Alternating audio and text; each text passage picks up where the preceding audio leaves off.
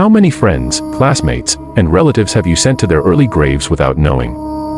You might never know the answer until you watch this video. Dr. John Saka, thank you for attending my father's wake. But always remember this, you killed my father.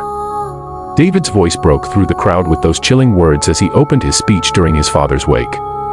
The room fell into an eerie silence. All eyes darted toward Dr. Saka, who sat among other old classmates, his face frozen in disbelief. For what felt like a lifetime, the room was silent, each guest wrestling with questions. How? What happened? Why? David continued, his voice filled with emotion. Yes, God gives life and takes it away, but people, like Judas, can play a role in how death comes. My father's deep respect for Dr. Saka, one of his best friends, led to his early grave. He didn't need you to mourn for him today, he needed you to answer his calls while he was still alive. David held up his father's phone for all to see. Over the last 8 months, my father called you 32 times, and you answered just 4 of them, always promising to call back. He sent you 84 messages on WhatsApp, you replied to only 22. Most of those were just amen in response to his monthly prayers. On February 2nd, you promised to see him in 2 weeks.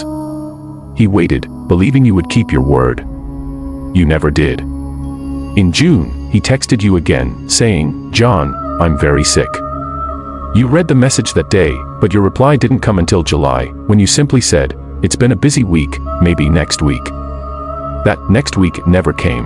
My father's last message on September 2nd was, why are you ignoring me? And you replied, sorry, my friend, I hardly have time for myself.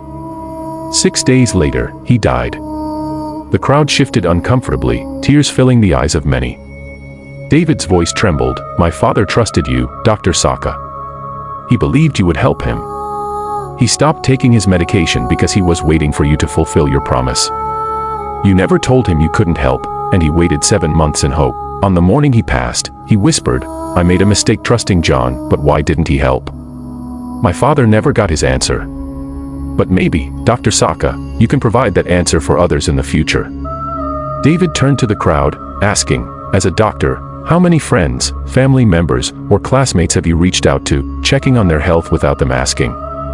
As a lawyer, how many have you offered your services to, expecting nothing in return? As a professional, how many lives have you impacted, simply out of kindness? David paused, then added, if you haven't been doing this, please start today. Surprise someone with help. It brightens their life and may even save it. Tears flowed from Dr. Saka's eyes, and the room was overcome with emotion. Remember this, life is fragile, and your help could be the difference between life and death. Drop a like if this message resonates with you, and follow for more stories that remind us to be better to one another.